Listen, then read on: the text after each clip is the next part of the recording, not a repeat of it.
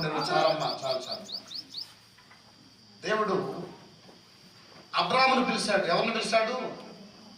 ఎవరిని పిలిచాడు? అబ్రహామునా? ఎవరిని పిలిచాడు? ఎవరిని పిలిచాడు? అబ్రహామా? నాకు అర్థం కావట్లేదు. అబ్రహామును కాదు పిలిచింది, అబ్రహామును పిలిచాడు. అబ్రహామును పిలిచాడు. అబ్రహాము తర్వాత అయ్యాడు. అబ్రహామును పిలిచాడు. అబ్రహాము కుటుంబము చాలా చక్కని కుటుంబము. అబ్రహాము తన తండ్రి ఇంట ఉన్నాడు, సంపద కలిగి ఉన్నాడు, బంధువులు ఉన్నారు, సంతతి ఉంది, పశువులు ఉన్నాయి, ధనధాన్యాలు అన్నీ కూడా ఉన్నాయి.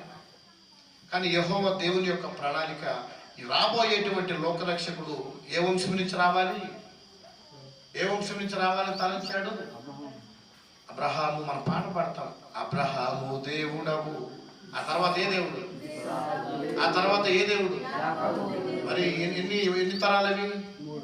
3 తరాలంటే దేవుడు మరి తరాలను ఎందుకు అంతగా ఆశీర్వదించి ఉన్నాడంటే, అబ్రహాము గ్రహించాడు దేవుని యొక్క పిలుపును.